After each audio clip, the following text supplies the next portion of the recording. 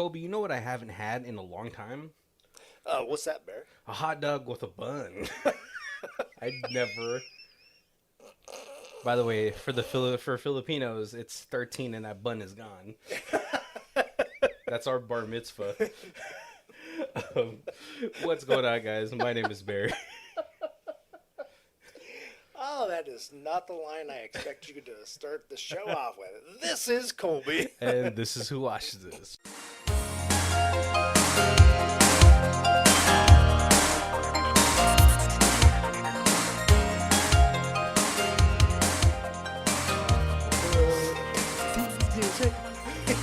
What's going on, guys? Welcome to the third movie of Mandy Moore Month. Yes. And 3M. you know, as I was going through her catalog, I was like, man, I was so sad that there's not one horror film and not one sci-fi film. So this is kind of feels like a chick flick type of month. She is not in a horror film, is she? No. Like, I feel like she would do that so well. Maybe. Like, I feel like she could pull that off. Like, oh yeah, maybe, yeah, back then. I don't know about now. You know, she's a little bit older now. I mean, if she had done one in her, like, you know, in the 2000s, and then they redid it this, you know, she right, could come back like Jamie Lee Curtis style. Yeah. But yeah, like, I always felt like a lot of people got to start with like horror films, but not this one. Not Mandy Moore. She. I don't know if her agent was like, no, we're not going to put you in this horror film, sci-fi film, which I'm also like super sad about. Maybe she has one more lately. I haven't checked the latest ones, but I kind of wanted to go to like where, you know, early 2000s. Right. Yeah. And so it just really feels like a chick flick type of month. But I'm hoping the last movie is more diverse. But we'll see. We'll see with that. I won't peek. But this movie is starring a lot of powerhouses. Though. Yeah. Well, at least two. Well, two of them. Well, three, but she was more for TV. And then one, she had one good movie, and I never really saw her in much else until this. Coyote Ugly. Oh, okay. Yeah. But let's get to our Rhymefest trailer. It seems like Millie is in a bit of a tiffy. Guys all beguide her, so in steps Mama Wilder. Her mom, what a meddlesome one, taking out ads to hopefully find a hunk. She runs into two guys and starts to date, but will she hate when she finds out the truth? Will it be a blow? Let's find out in 2007's Because I Said So. So this one was hard for me. So this almost feels like a children's storybook kind of. Right. It was, yeah. But yeah, little Dr. Seuss. But yeah, we're talking about 2007's Because I Said So, starring Mandy Moore, Diane Keaton. That's her name, right? Yep. Well, who else? I forgot. Freaking Harvey from Suits. Gabriel Macht. Piper Perabo from Coyote Ugly, and Lauren Graham. Oh, and also the one who shall not be named from Seventh Heaven. That was actually, I'm not surprised about that one. Did you hear about what happened to him? No. Oh, he was a molester. Oh. Yeah, he's the family sitcom version of Carmelone, who is also another molester. No, I was certainly like, I know him. He's been in a lot of stuff. I did not know the current status of everything that's happened to him. Yeah. I was. Tony Hale's been in a lot of stuff. Oh yeah, the therapist. What was it called? The rapist. Isn't that what he did on his business cards in Arrested Development? And Tom Everett Scott, who was pretty huge in like the early '90s, and I believe he was in Do That Thing You Do, American Werewolf in Paris. Yep.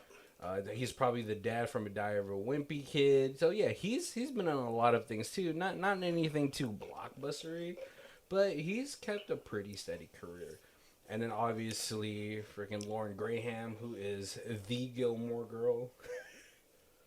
Oh, okay. I did never watch that show, so Yeah, like, neither did but I. yeah, once you said, it, I'm like, yes. And Okay. I had a coworker who was like obsessed with that show, and all I've ever seen is clips of her and the daughter seemed like a nightmare. She's always cheating on guys and all that stuff. Well, that was what the whole show was about. But yeah, Troubles in love. That's right. growing pains. Yes, yeah. Another classic show. There's one that I watched like every week. Religiously, right? Yeah, that was my growing up era. That was definitely. That's when you got introduced to a young Leo DiCaprio. Yes, that's when Much later. Yeah. Oh, I hate to say it. That's when I stopped watching the show. Not because of Leo, but because that was the thing in the 80s, 90s, was they were like, we don't know what to do with this show. Let's add a little kid. And it always ruined the show, like every show. But it's a young Leo. Yeah. I didn't know. Oh, man. It was just. If young Leo was, like, in today's era, he would have been so much more famouser as a young kid. Like, Jesus Probably, yeah. Christ. What a good-looking guy. Oh, and obviously Kirk Cameron's another nightmare. But, and then, Ty Pants, who was the son in Bones. Okay. I was a huge David Boreanaz fan. I was like, that guy is so cool.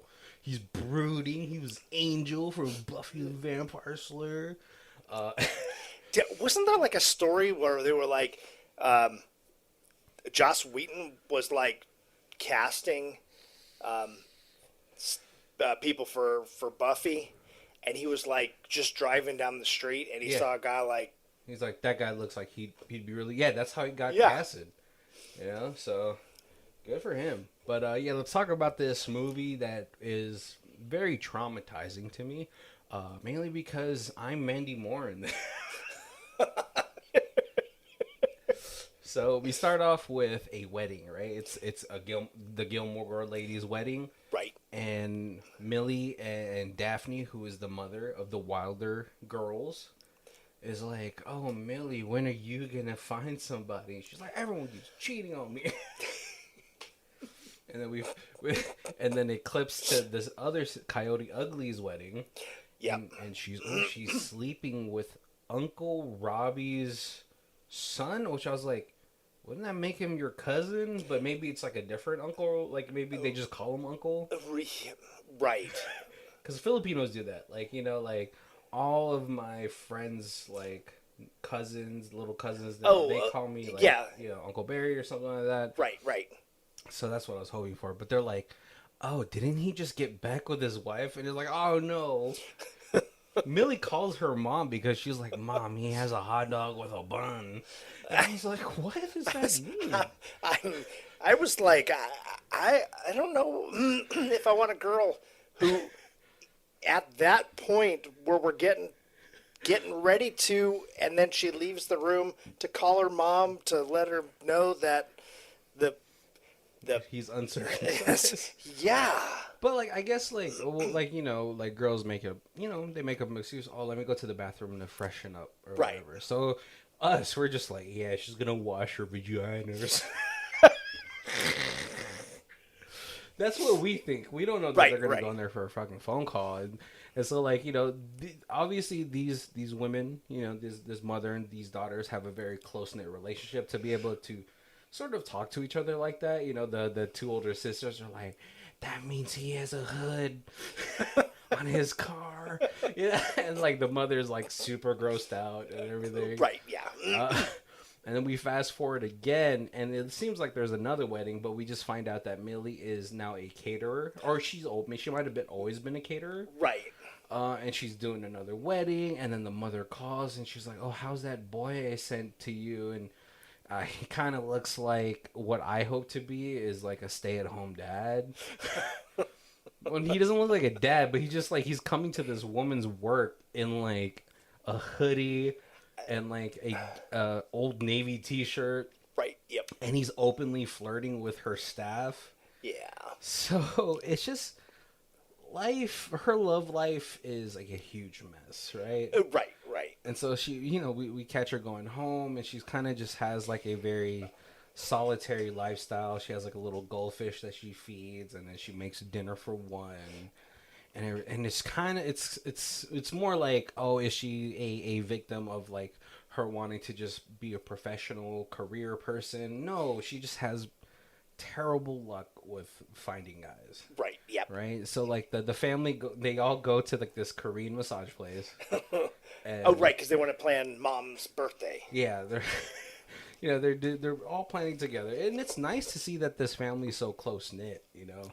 Because it's the older you get, the more like chaotic your life gets, and it's harder to plan things. So you could tell that they have a beautiful, like a nice family dynamic, or they're really close even till now. Right, yeah. The Korean ladies, well, Millie gets a call about like an ex-boyfriend that she had been trying to rekindle. And what was it, like, did he cheat again or something? Yeah. Yeah. And Millie's just crying into like the massage bed. And then the mother is just, you could already tell that this is an overbearing mother. Oh, super. And Yeah, she's single, and she is kind of living vicariously through her daughters. But she feels like, because she's older, that she has exceptional advice, and so she's very, very pushy on her advice towards her kids. Her motto is "because I said so." Yeah. Which is the title of the movie. But because her two older daughters are already married, she's like, well, I have to find one for my youngest. Right.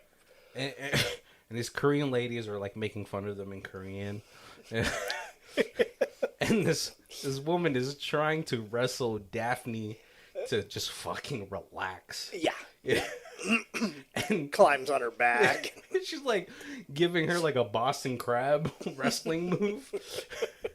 And Daphne just fights her off. She got that old lady strength too, But Daphne's like, I have to do something. So she ends up taking out a personal ad. That's how you know this is pretty old. Thank God. Because Millie is like, you know what? I'm tired of trying of the hunt. Yeah. So I'm just gonna be happy and single and work on my career. Yeah, and that's not something a mother wants to hear for their daughter. Yeah. And so she, thankfully she doesn't take a Craigslist ad, because I think this is the time where the Craigslist killer was going around. So she takes a personal ad on the, for the local paper. She's like, trying to find a life partner for my daughter. Yep. And she goes through like the speed dating thing with a whole bunch of weirdos. Right, and a nice little montage of really undesirable people. Until she gets approached by a psychologist who has probably been paying attention, and she's trying to talk to Daphne. She's like, I want to invite you to my seminar about letting go. Because, like, if you're a psychologist, you hear this, like, you see this woman meeting a whole bunch of dudes and all that stuff. Right. And you're just like, well, for her, maybe she doesn't think it's for her daughter. Maybe it's for her, for Daphne. And she's like, maybe you should just be old. Have more dogs. Until she gets saved by Harvey from Suits. Yeah, and he's there's a little band, kind of like slow band playing at this restaurant, and he's close enough to the table. He's basically overheard all these dates. Yeah. And Mom's kind of had the dates like back to back every 15 minutes, every half hour, whatever. Yeah. Who knows how like long. You said, speed dating. Yeah, and he's coming off, he's Harvey from Suits. Dude's charming. Right. This is like probably one of the only instances where I gotta say, like, the Seventh Heaven Dad and him, they do look like they could have been father and son. Right. Yeah, that's good casting. Like, yeah. when you saw them like together back, like side by side, I was like, oh wow, that's really good. Right. Yep. But he's trying to talk to her and everything, and like, he's just like, well, I would want the best for my kid too, and all this stuff. And he's trying to like maybe sort of wiggle something in there, until he finds out like, oh, it's not for me, because he's like, you're aiming really young and good for you. Right. Yeah. He's like, it's for my daughter, and he's like, oh, and everything. But then he gets interrupted by the architect James. Right. And James is pretty cookie cutter. Like he's very career oriented. Right. And Daphne's like, well, why don't you have a girlfriend? And he's like, well, there's been a lot of almost, but I'm just so busy. Yeah. My career is consuming me because, like, my dad was an engineer, but at heart he wanted to be an architect. So I turned out to be his, like, I fulfilled his dream. Right. And, it seems like they're getting along. He's like, oh, he's speaking some Italian. He's ordering food in Italian, and he's complimenting Daphne. And yeah, definitely educated, sophisticated. Yeah, not bad looking.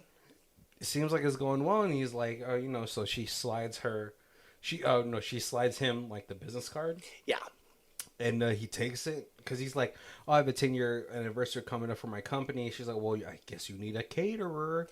So she puts a couple of cards on the table. He takes one, and he's like, well, it was lovely to meet you. I'll contact your daughter. Yeah. And then it's funny, if you pay attention to the background, you can see Harvey's looking at this table. Yeah. And so he sits down after he leaves, and he's like, so I guess he's the one, huh? And she's like, yeah. He's like, really? And she's like, what? What do you mean? He has a good career. He's educated. He's sophisticated and all that stuff. He's like, yeah, but he's got dead eyes. His eyes are dead. Like, there's no life behind those pearly blue eyes or whatever fucking eyes he had. Yep. She's like, well, who would you recommend? He's like, well, what about me? Because the dynamic between Harvey and Daphne right now, it seems it's like a chess match or like a badminton match. Yeah. Tennis, whatever. They have really good rapport with each other, back and forth. They can kind of speak comfortably to each other. Because he's like, I think you're like fun. I think you're kind of neurotic and everything, but it's like kind of charming. Right, and definitely, if your daughter has the same traits, I feel like that would be a fun person to date. Yeah, and she's like, listen, you're obviously very handsome. But, in her eyes, like, oh, you're like a musician, because she's like, you'll date my daughter, you'll probably give her like hot nights, but you're just gonna break her heart. Right. I know about musicians. I've been to Elvis's performances. I've seen him gyrate. That's what she's saying. But he ends up swiping a business card. Mm-hmm. Very slick. Very very slick, Harvey. Yep. But so the girls go out. I think they go out for like some sort of like dress shopping. Yeah. Because James did say, like, oh, I love your polka dot dress. It takes a lot for a woman to pull off polka dots. Right. And so, like, it was kind of an excuse for Daphne to get Millie a polka dot dress. Right. Almost the same, but just in brown. So, Millie ends up getting contacted by James to set up this whole, to cater this event. Yeah. And, she's working, and then James approaches her, and he's trying to, oh, this is beautiful color for... Right, because he knows who she is, and he knows he's supposed to be working the moves. Yeah, and he's agreeing with everything. He's, like, staying around for her, being all, like, kind of neurotic about everything, like, the placements of everything. And it seems like he's pretty, he, like, kind of makes her laugh. She has, like, this terrible... like adorable laugh. Yeah. Like it's like a deep laugh with a little bit of a snorts in there. And he kind of finds it cute. So like, he ends up like getting her number, asking her on a date. Millie ends up calling her mom later, and Daphne is ecstatic, right? Right. She's like, oh my God, yes, my daughter's gonna date the architect. Yep, it's the guy that I picked, and she met him one time and she hit it off. Yeah, but I know what's best. But who's outside of Millie's workplace? Mm-hmm. It is the devilishly handsome Harvey. Yep. and he's watching Millie kind of struggle with taking off like an undergarment. Right, yeah, and because she pulled it off, it's like there's so much static on her dress now. Her dress is like all like just she's like Staticky. yeah, and there's a balloon that's like stuck to her back. Yeah, Pennywise was like abducting a child. I was like, where did this red balloon come from? And Harvey kind of like he kind of puts the moves on her. He's like a little bit of science right there. He's like, well, you know what static is, blah blah blah. And then like godly timing, an ice cream truck comes by. He's like, there's ice cream. Like, what do you want? She's like, get me your favorite. And he's like, no, I want to get your favorite. And Yeah. she's like, oh, okay. Yep. A guy who wants my interests. And so they end He up. definitely knows Oh, the moves. the moves. Yeah. Yeah, he's got the moves. And so they actually end up setting up a date for later that night. What's it called? It's funny because there's like a little intermission with like Gilmore Girl and and Arrested Development where he's having like this complete breakdown and he's like, yeah, and then I went on this ad that was like woman looking for daughter or like woman looking for life partner for daughter, and then I was like at this date and she was like, I wouldn't be right, and I was like, well, why did you say that? She's like, because I said so. And then Gilmore is like, oh my fucking god, Right. Being a psychiatrist or a psychologist, she puts two and two together, and she's like, my mom has put out a personal ad. She calls the mom. She's like, well, Millie just has terrible luck. She has terrible choice in men. And so she ends up going to Millie's, and then like, oh, Millie's like super busy. She's like setting up a dinner, or like she's getting ready, Yeah. right? And she's waiting for somebody to pick her up, and then the mom comes, and she's like trying to push her mom away because like Harvey's knocking at the door. But then before she leaves, Daphne is like, here's a necklace. I think you should wear it. He's like, that's grandma's necklace. You never let us Right. wear it. And then she's like, doesn't she say like, I think the architect will like this. And she's like, oh, I'm not going out with the architect tonight. And she's like, what? And he's like, yeah, I actually found another guy to Right. Once I finally gave up the search, all of a sudden guys are coming to me. I've got 2 dates this week. 2 wonderful guys. And she's like, oh, okay. And now she's like, who is this other guy? Yeah, and like she's like trying to chase him. By the way, Harvey has like this Italian job Mini Coupe. Like it was like Right. straight from like the UK or something. Yeah, It's super slick. I'm not gonna lie. it is nice. It is pretty. It's not aerodynamic, but it's nice. It probably gets like 15 miles to the gallon. Hey, but who cares when it looks that good? Yeah, that's not a daily driver for sure. Oh my god! And then this mother is. I was thinking she was gonna get in a car crash. She's like trying to chase them. Right. And it's funny because when she finally like kind of catches up to them, they're like side by side. Harvey looks over to this Prius that's driving itself with the dog in the back. And he's like, whoa. He probably thought about buying a Prius. See, if it was a Tesla, understandable, but no. No, but not in 2007. Yeah? Right. They end up losing the mom. Yeah. And And she tries to GPS. there's like a fun where she is battling with the onboard navigator. And she's like yelling at this thing. Unfortunately, they weren't even there at like La Beau, so Corvage or whatever fucking Cajun place it sounds like. Right. No, Harvey ended up having to go to like a music store and end up having to teach like a class because someone had called out and they called Harvey. Right. And he's like, oh, I'm like so sorry, but this guy is lying because what woman wouldn't melt watching their like this guy teach a bunch of kids how to play guitar? Oh, that's such a player. And they totally got into the I used to want to be a singer and I wanted to learn how to play the piano. And so like obviously good move, and then like later she's like playing the piano a little bit and he plays it with her and he's like, oh, I hope you don't mind if I get close, and she's like, I don't mind at all. And then I have to know what Harvey is doing because he has to be making so much more money because he takes her to his place in Venice Beach. That is right next to like the like river canal thing, whatever that they have on Venice Beach. Right. That property is like $5 million at this point. Yeah. Maybe he owns the music store, the music school. Or maybe it's like something that like his dad had bought like a long time ago when it was like $50,000 or something like that. Right, yeah. Wait, hold on. All right, after Zilloing it, there is not a house under 1.5. Right, yeah. It's So kind of their starting price. Yeah. So this has to be like a hand-me-down from his dad. But we find out that Harvey has a kid. A kind of like, listen, this is where I think spanking does a lot. But this kid is super energetic, and then the dad is also there. We don't know if the dad lives, him and Harvey live together.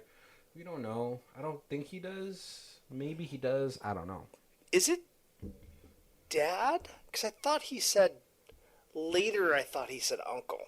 Oh, maybe. I don't know. I just figured dad because they look so much alike. Right. But maybe it's his uncle or something like that. But it's a nice home. Like like he's like, sorry, it's just the boys all the time, and Millie is kind of like, this is so cute, it's so quaint. Kind of, I feel like that fit her style a lot more than when we see her with the architect, because like after this, she goes out on a date with the architect. Right.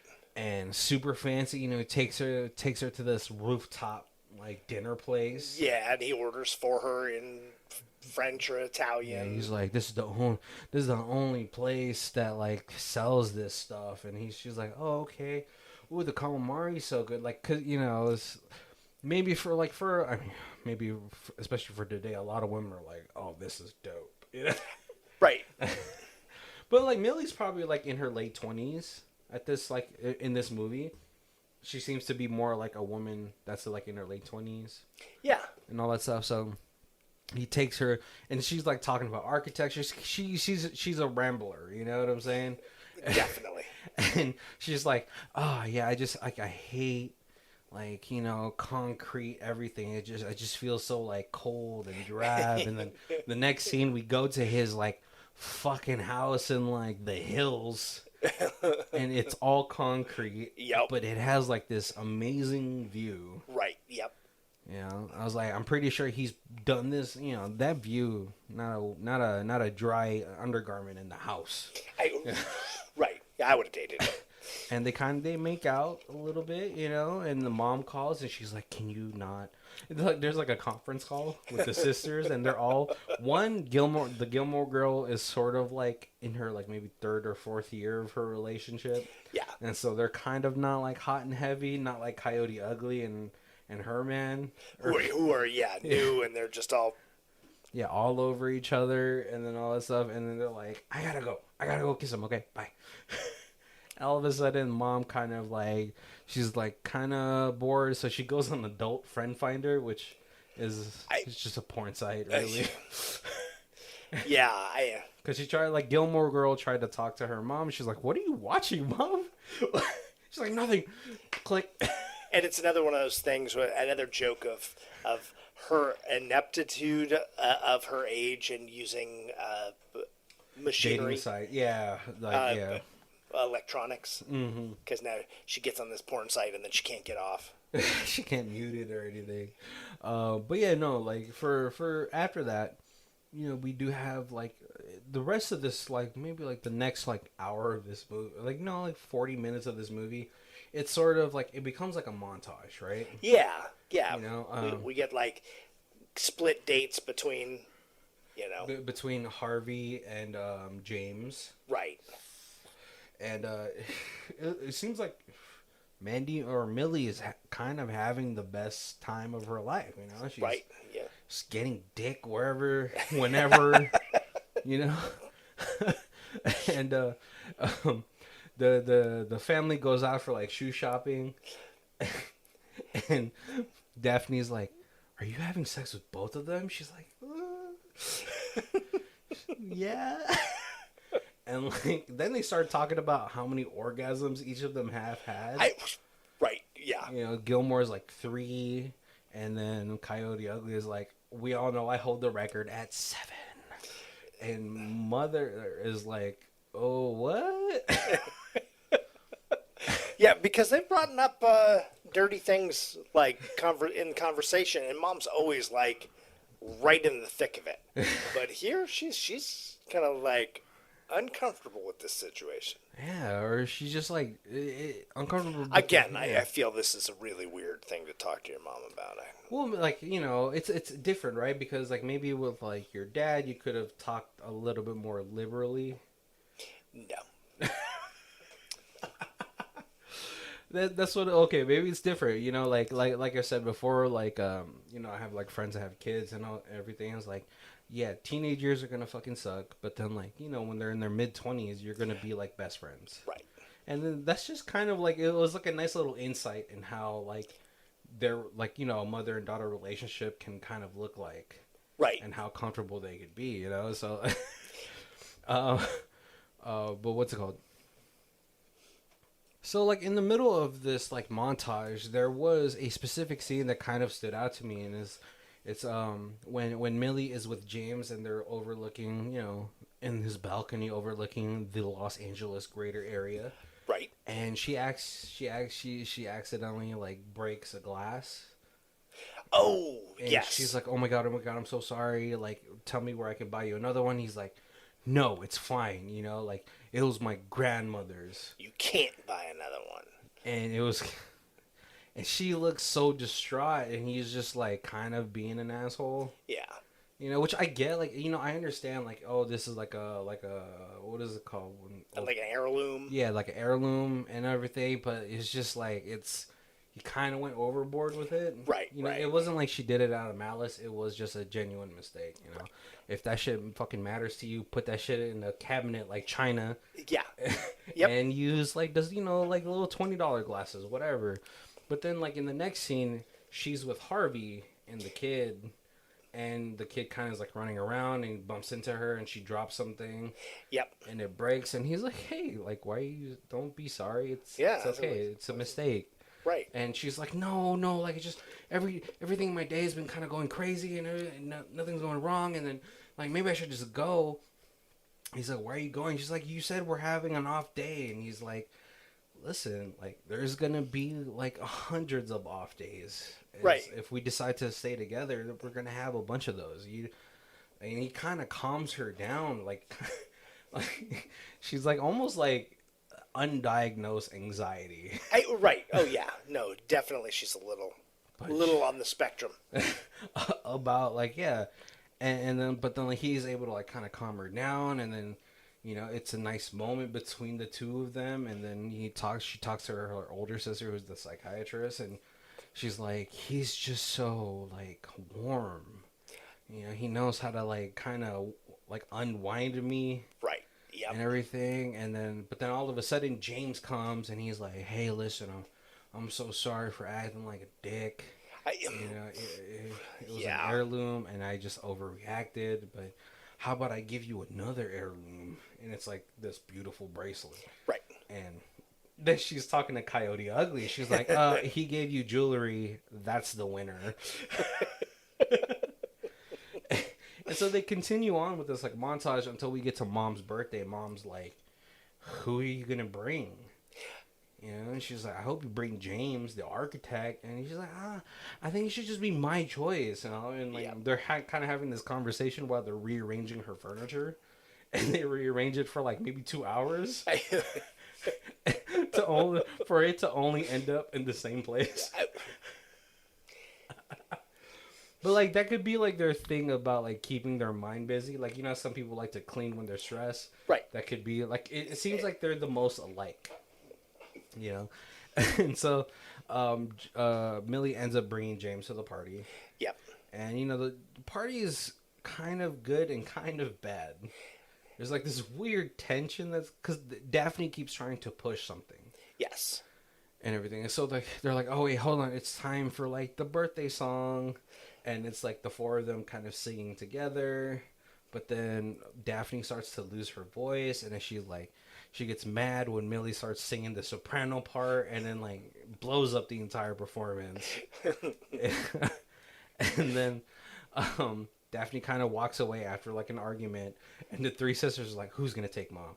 All right, because I can't take her, Right? because me and my husband were in therapy for like 3 months, and then Right, because it's mom's getting sick. We could tell by her voice, so she's got to stay at one of our houses until she gets better. yeah, and then the other one's like, "I'm still fucking my husband."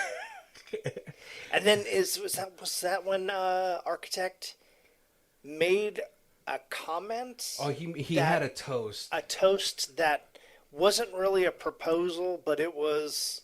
Oh, it's gearing toward. It's the proposal. gearing towards a proposal. Yeah, and so like they're like, "Oh, rock paper scissors, who takes mom?" And then mom comes in. He's like, "We're rock paper scissors, and who gets to take care of you?" And then for some reason, Millie is like holding up like her sign. Yeah. That she's gonna, and she like, mom is like, "Scissors, it's gonna be scissors." So she ends up taking like, the mom, and they're watching this like, this old black and white film, and the mom is talking through the notepad and everything, and she's like, "You should just go have fun with James. No one has to watch me. I'm old enough to take care of myself and everything." Right. And so she ends up going on another date, leaving mom alone. But then she goes on a date with Harvey. Yep. But then mom, Harvey's uncle or dad, I don't know, comes because she's like, "Hey, I can't get a hold of Harvey. I'm locked. I don't have the key. We're locked out." And right, and I have the kid, and I knew he was coming to see Millie tonight, so I was hoping they'd be here. Yeah, and so they end up hanging out together, and there's like some tension in the air. They're watching this like hot and heavy black and white film, super romantic. They start making out. All of a sudden, Millie and Harvey come in, and they're like, "Whoa, surprise!" What's it called? Millie ends up having to meet with James' family, and then James is like, "Oh yeah, I have an uncle that might like love your mom," and they're having this dinner. But then like Daphne is watching Millie. Maybe that's where I got the uncle part. Yeah, that's what I was thinking. Because, yeah, that might be it. Because I was like, that's his dad. I think that's, like he said. I don't know, though.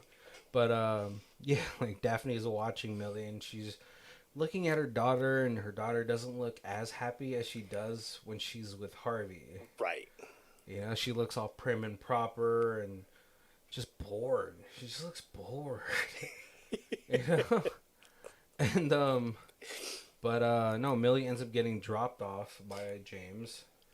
But Harvey is waiting by Millie's house, and Harvey's just like, "Are you serious? Like, that guy?" Yeah. And she's like, "Oh, listen, Harvey, it's just, like, this never really happened to me before. I've never dated two people before, and it's just, like, it's kind of crazy, and, like, I'm so bad at relationships, and it's the first time I found two good guys," and Harvey's just like, "Whoa, are you sleeping with him?" And she's just like, "Oh, God, are you serious?" And he's, like, really upset, too, which is, like, fair. Like, if you're going to date multiple people, I think it's pretty fair to be upfront about it. Like, "Hey, I'm also dating other people." Right. And lots of times if you're dating multiple people, if you become intimate with one of them, you start sleeping with one of them, it's kind of like an assumed rule that now you are with that person. Or again, it's just like a consent thing, right? Like, let me know if you're being intimate with other people, And so he's just like, "Are you gonna continue seeing him?" And she pauses, and he's like, "No, that pause is all I needed." Yep.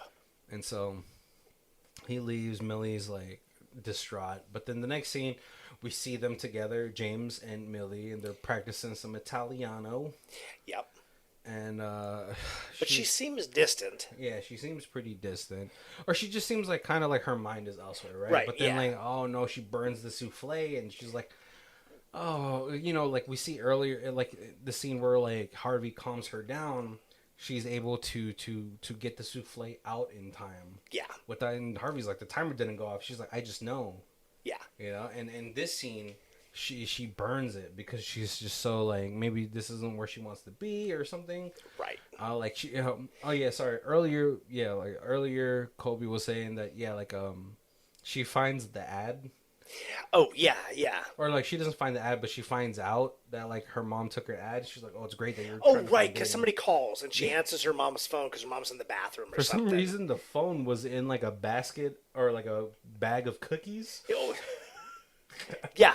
Scatterbrain, I guess. And they were like, "Hey, I'm calling about the personal ad. The personal ad." Yeah, because then like after she burns the souffle, she overhears James' mom talking, and she's like, "Oh, she seems like a wonderful woman. I just couldn't believe that you found such a wonderful girl from the internet."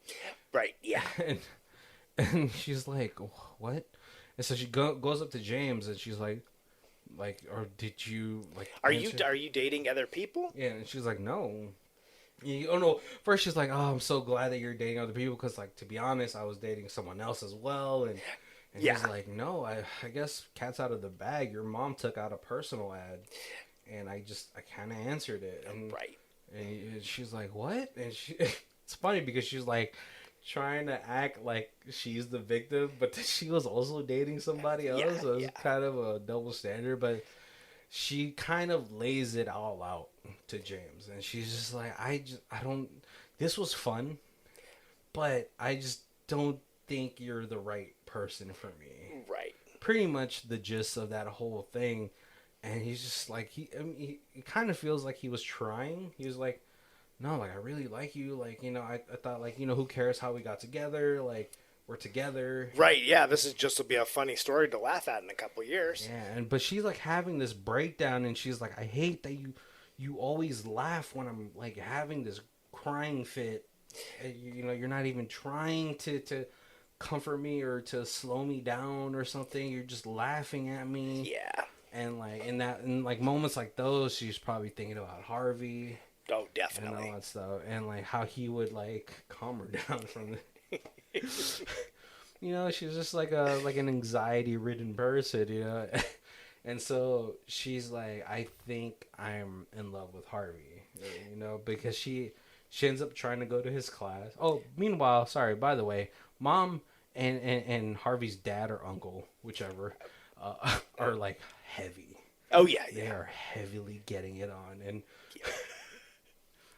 Millie tries to go to the mom after she breaks up with James, but then mom is coming. Which was weird because they had this kind of like breakthrough conversation where because they were mad at each other, but they were watching this kind of black and white movie, and then mom kind of confesses that basically like hey, she's like, Dad never made me come. Yeah. She's like, well, no, she asked, like, how does an orgasm feel like? And it's kind of like, it's very different for guys. It's like a flash, Right, yeah, yeah. It's like when you get up too fast.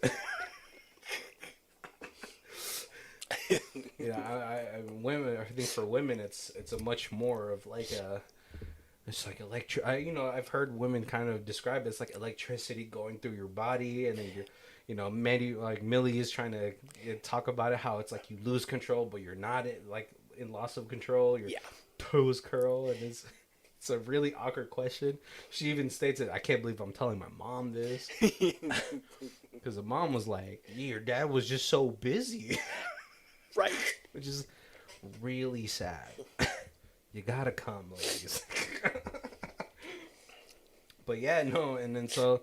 After finding her mom in a very compromising position, she tries to go to make up with Harvey. She comes to like his music class, right?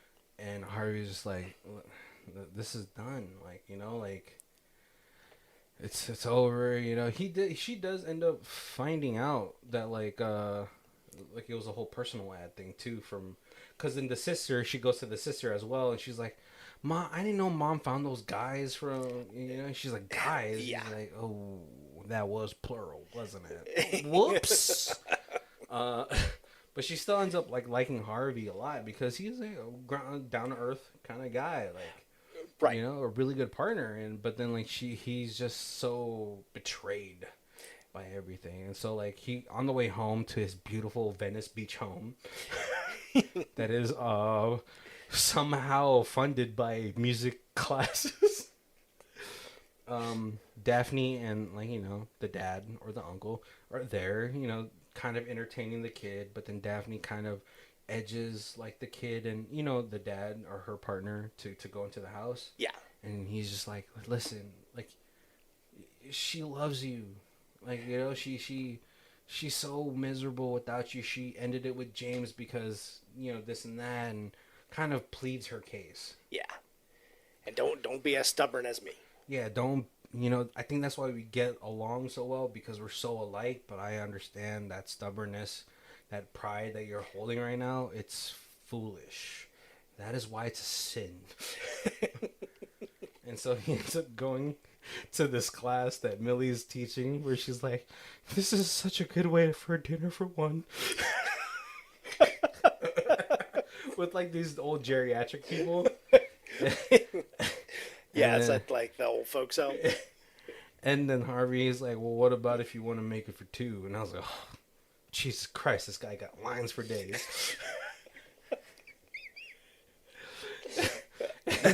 He's like talking, he's like, yes, dill is so underrated. First of all, I love dill in a tuna sandwich. Yep. And they make up, they start kissing, and then every old person in this place gets really horny.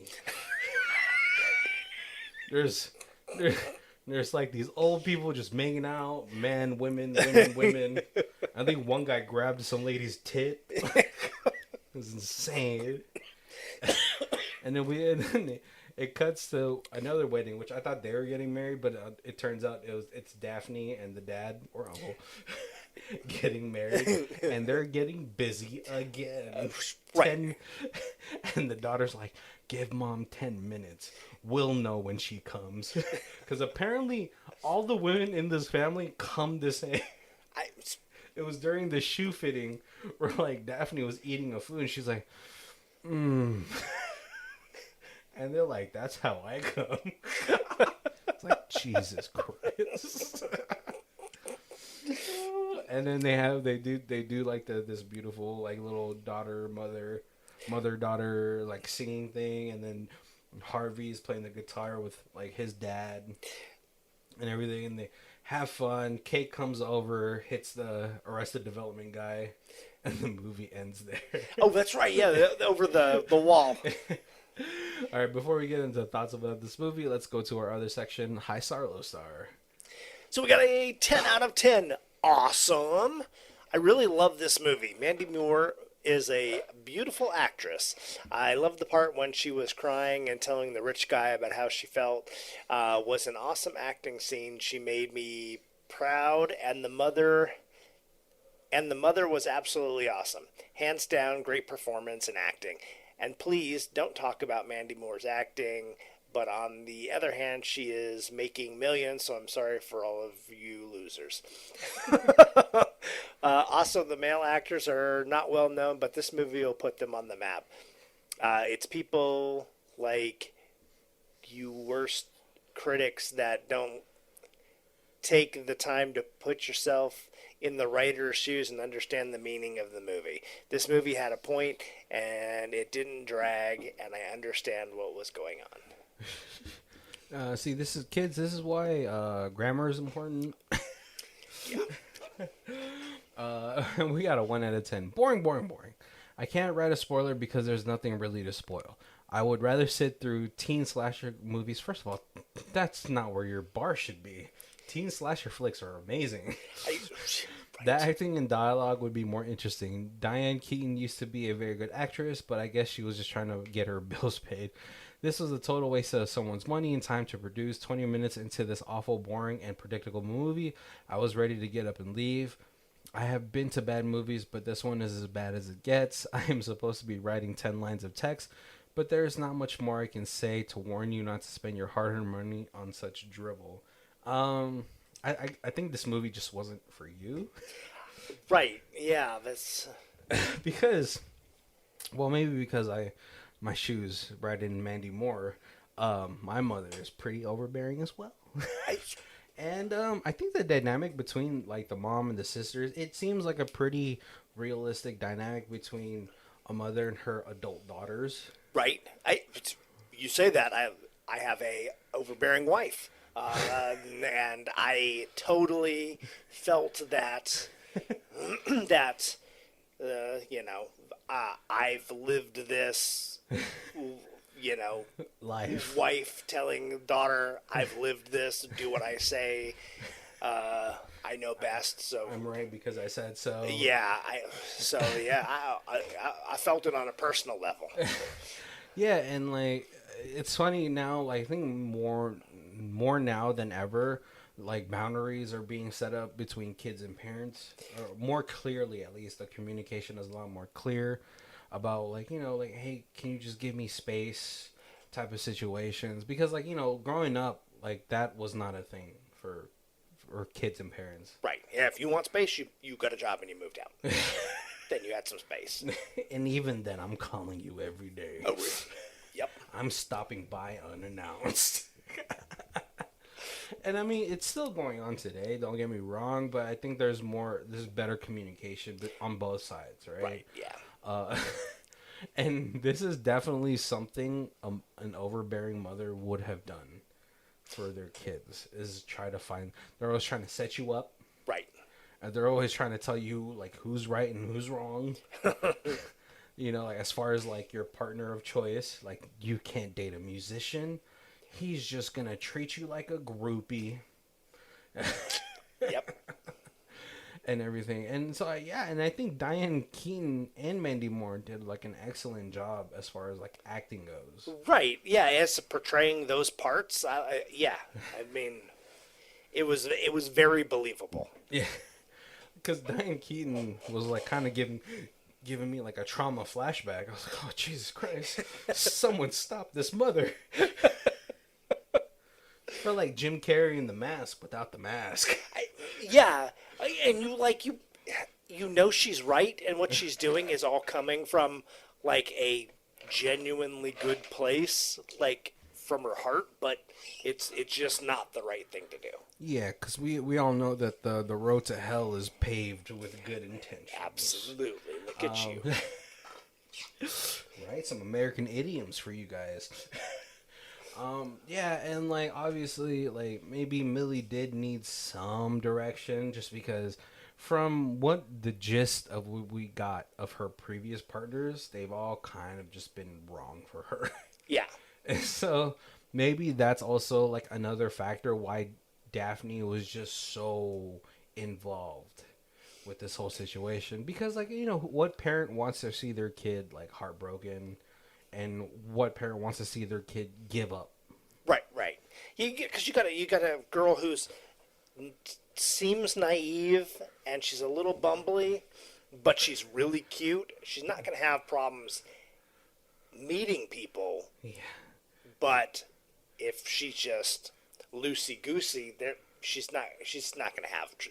It's not going to be easy keeping people. Yeah. And like it's funny because it's like she seems sort of to have or to fit the archetype of not like a manic pixie girl, but just maybe like a light version of that because she is quirky. She has like this deep laugh. Yeah. That like I find like laughs cute. Oh, definitely. It doesn't matter like as long as you're laughing with like your whole heart. Right. That yep. like it doesn't matter. I mean, sometimes there are some ridiculous laughs. I heard one guy laugh like a goddamn dolphin. Like he was like, I was like, no, Dad, you had to practice that. Like, so don't get me wrong. If Mandy Moore laughed with that, I think I would be okay with it. But, and she is very clumsy. Like I think James tried to take her to like a museum. And she's like, no, there's so many things I could break in there. That's right. He said, I can break everything in here. And he's like, don't worry. It's all insured. Yeah, I think you still get sued or something, right? and so, yeah, like, and it is understandable that maybe she just keeps running into the wrong people.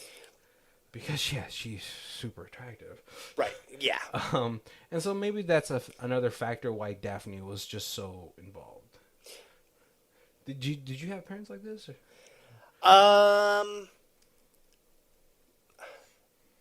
Not really.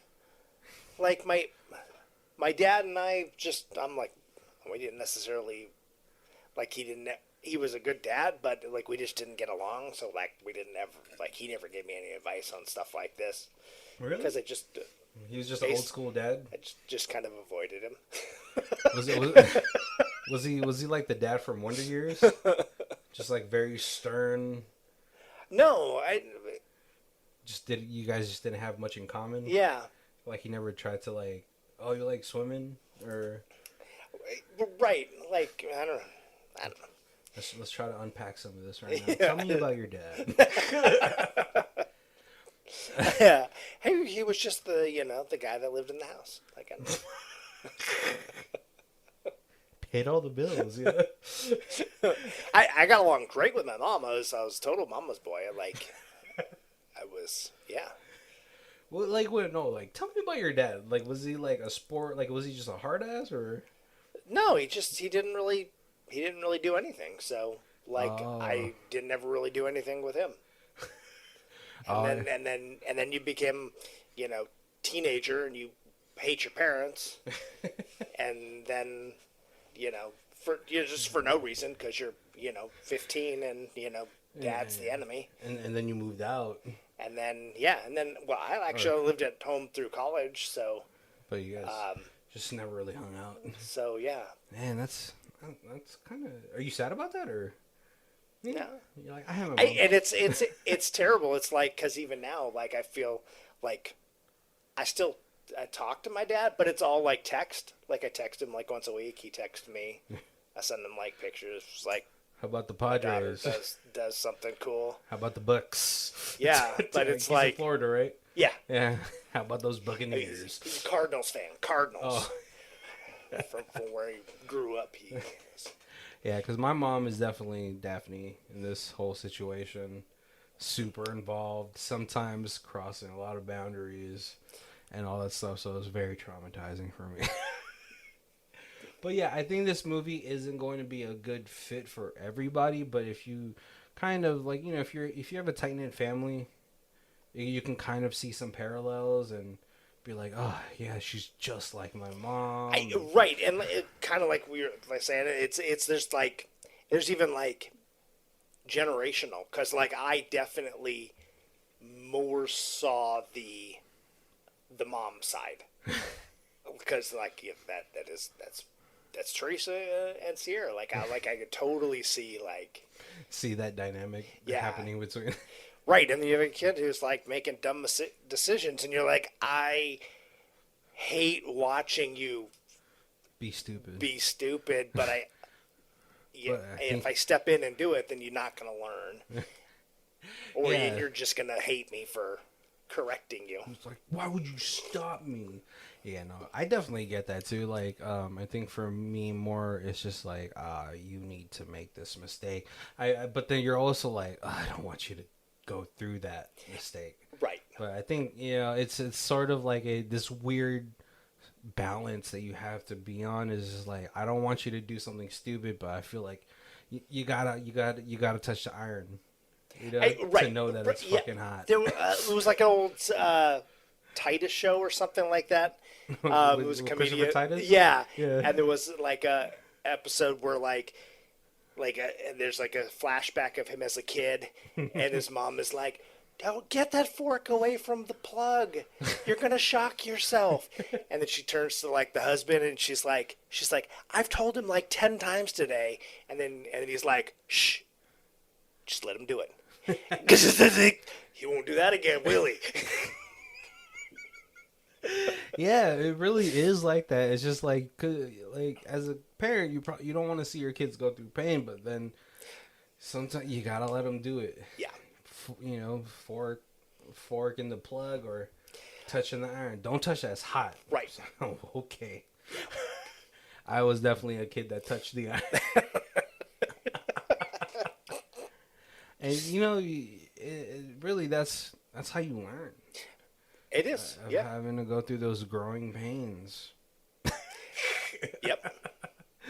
Oh man, but we're coming to the end of our episode. Make sure to check out all the links down below. We have actor theme months like this month with Nicolas Cage, Jean-Claude Van Damme, Danny Trejo, Robert Pattinson. A lot of weird choices, except for Nicolas Cage. I feel like Rosario Dawson month. We have plenty of other themes where we do sci-fi, but different kinds of sci-fi. We have space junk and in space, time travel. Wow, right? there's some good time travel movies that I had never seen before we did that. I like that month. What's it called? Creatures from Another Dimension. So we got creature features, plenty of horror. Who am I month? Exactly. So we have plenty of things there for you. But if this is the first time you guys are joining us, thank you for joining us. We do reviews in 4 different sections. We have Stream It, DVD It, Blu-ray It, and the Ultimate Box Collection. Colby, where are you at for this one? These movies are progressively getting better. And not that I have disliked any of them, but I was just like, oh, we're doing like chick flick month. But this one, I related to much more than the other ones, except for I do like the Elijah Woods. But yeah, I don't know if I go Blu-ray. I definitely DVD. So far, I would love to just box these up, have a Mandy Moore super collection. Right. But yeah, for the most part, you go DVD with this one. Yeah. I think I would actually go Blu-ray with this one. I think because it's so relatable. Like the older you are, the more relatable it is. Like if you're past 28, you'll probably like this movie a lot more, especially if you have like a family like this, or just have situations like this. I think it's a great movie that has a lot of parallels to real life, and right. Because I love the little things that they do with each other, like the moving of the furniture is relatable. Your OCD kind of kicks in, you start fixing shit for no reason or whatever. Right, and there's another time when they're missing each other, and so they're rearranging. You could see them rearranging the furniture in their own houses at the same time. Yeah, as much as you don't want to end up like your parents, you kind of pick up some of those habits. Right. And that's sort of things to kind of calm your mind down, and the relationship between all the sisters and everything, where the sister was like, oh, well, if he does your mind good and your heart good, go with him. And the other sister's like, he's buying you jewelry. Right, yeah, two totally different. Yeah, it's definitely like a Prince and a Pauper, even though he has the Venice Beach House. I think they were trying to portray it much more as he was the heart with, not a lot of money versus the on paper dream guy who was rich and successful. Kind of very oblivious, or maybe just didn't really care about her sort of feelings. Right. A wife was the next step on his checklist. Yeah. Not love. Yeah, exactly. Right. It's just oh, well, I need to fill out the American dream checklist. Yeah. Right? Yeah. Yeah. Because listen, if I'm having a nervous breakdown and my partner is just laughing at me, maybe we're not right for each other. Right. Fucking come here and rub my back. Yeah. Because that's one of my favorite lines in hip-hop is from Method Man's You're All I Need. When he's and even when the skies are gray, you rub me on my back and say, baby, it'll be okay. That's that means so much more, especially to a guy. Right. When you're able to be vulnerable. And so for her to sort of see that and kind of point it out, that I hate that you always just fucking chuckle at me when I'm kind of having a nervous breakdown. Right. You're right. Because I look spazzy on the outside, so it's funny, but on the inside I'm torn up. Yeah. I want you to see the inside. Yeah. And for people that have those things, they know how they look.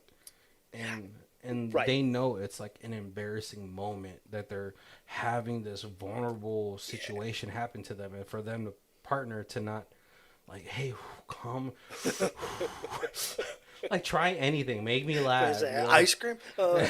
Exactly. That means so much more. And so, I think for those little things, it almost feels like this might be a Nancy Meyers movie. or whatever freaking popular author that they kept doing movies on from back in the day. Right, But it's yeah. definitely one that's like grounded or like, based on like realistic life depictions. But that is the end of our episode. Thank you guys for joining us. Make sure to check out our links down below. And all of our social medias, we got our Facebook, Twitter, Instagram, TikTok, Threads, YouTube. We're on everything. Follow us everywhere.